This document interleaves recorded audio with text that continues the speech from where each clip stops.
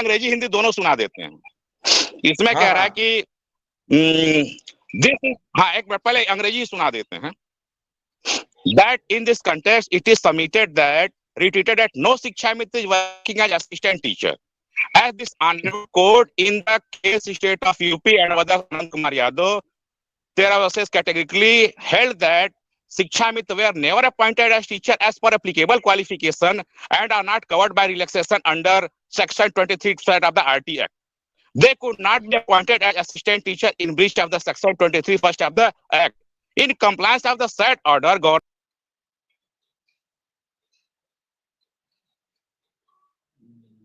Network issue भी आ रहा है, फिर आ गए हैं, चलो मैदान में सुन prior लेते to हैं the बात पूरी। absorption। अब फिर इसमें मेन चीज सुना दीजिए, दे रहा हूं।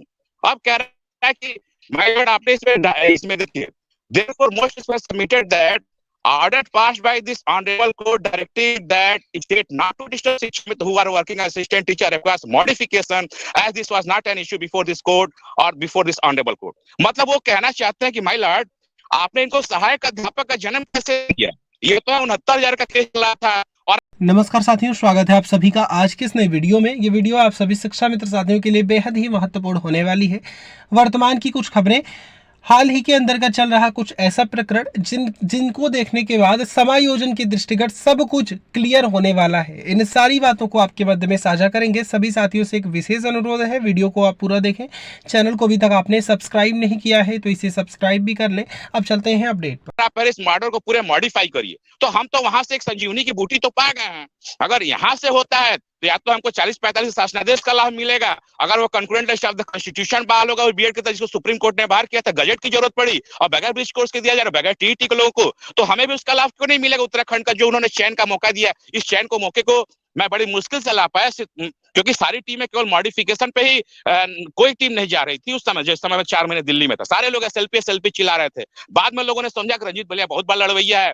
जब इसको एजी साहब ने 16 अक्टूबर 2020 में बता दिया कि यहाँ पे 60-65 का मामला और समायोजन का मामला दोनों कोर्ट में पेंडिंग हो, मैं ऑर्डर भी पूरे प्रदेश में हाईलाइट कर दिया। आज मैंने ग्रुपों पे कई चीजें चलाना चाहिए, बस आपने इस चीजों को कम से कम हाईलाइट करके दिखा दिया। और हमारे जो योद्धा हैं, हमारे पास देखिए, हमारे देश में योद्धाओं की कमी नहीं, टैलेंटेड लोगों की। भाई अगर हम कोई चीज बताते हैं तो उसको लोग फॉलो नहीं करते ठीक से।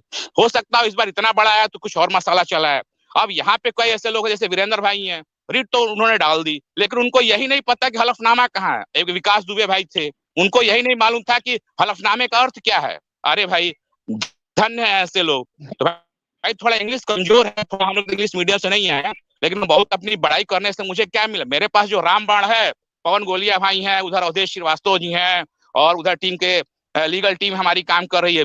बीएड के लोगों में सबसे बड़ी यही चीज है कि शिक्षा मित्र मानेंगे थोड़ी, भाई उसी नियम से तो अब आ रहे हैं, हमारी सीटें वो लिए हुए हैं, तो आखिर कोर्ट को कुछ ना कुछ रास्ता तो हमको देना पड़ेगा ना, कि भाई ऐसा थोड़ी है कि आप योग्य को दे दिए, हमारे से एक बाप के बेटे हैं तो उसको दोनों का समान का व्यवहार होता है।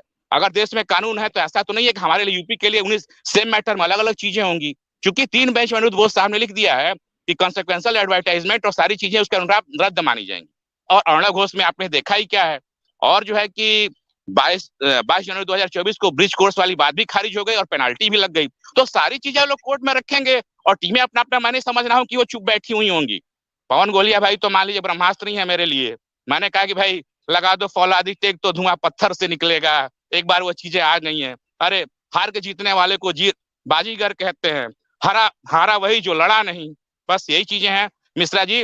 और आप सारी चीजें तो हमने बता दी हैं, सारे लोगों का मैंने धन्यवाद भी कर दिया, लेकिन हाँ, एक बार आपके चैनल के माध्यम से प्रदेश के लोगों से मैं अपील जरूर करना चाहूंगा कि वे लोग आगे आए। अगर हम 200, 500 और 1000 का जिसकी कैपेसिटी उतना भी सहयोग नहीं कर सकते तो कोई दिक्कत नहीं है किसी चीज के लिए कि घर बैठे रहे नौकरी मिल जाएगी। अगर 500-200 बहुत बड़ी चीज नहीं है, इतना बड़ी चीज सारे संगठन का हुआ कारों से मैं कहता चाहता हूँ जिन्होंने लड़ाइयां लड़ी है कि वही 15 साल बाद पीएचडी करा वाली चीज सामने आ गई। नियुक्तियां यहाँ वैध हो सकती हैं तो वहां पे क्यों अवैध है? या तो अब मैं कुछ कहना नहीं चाहता, जो चाह रहे नहीं मिलेगा अगर ऑब्जेक्शन हम नहीं क्रिएट करते हैं। अब हमारे अनुदेशक भाई हैं, उनके साथ कितना बड़ा अन्याय हो रहा है, आप देख रहे हैं नहीं देख रहे हैं? भाई जिसको कोर्ट ने कर दिया वो क्या उसको सरकार नहीं मानती? आखिर सरकार सौतेला व्यवहार क्यों करती है? अगर एक स्टेट में वो चीज अस्थायी हो सकती है तो दूसरे स्टेट में भी तो होनी चाहिए। तो यहाँ पे सारी कोर्ट के डायरेक्शन को जो 1 नंबर वाले याची बने हैं उनको भी नहीं मिल रहा है, तो कुछ तो बेनिफिट मिलना चाहिए ना मेरे भाई। बस इतनी चीजें हैं, बस मैं अपनी बात में विराम देता हूँ। विक्रम सिंह जी भी आ चुके हैं, उनका भी स्वागत। तो पवन जी के पास पहुंचते हैं। पवन जी, रंजीत जी ने अपनी बात बताई, कोर्ट का मसला है तो इसमें हम ज्यादा तो कुछ नहीं कह सकते, लेकिन उन्होंने जितनी गुनाही है उन बातों में शिक्षा मित्र कहाँ तक सहमत होगा? सब लोगों को सर प्रणाम।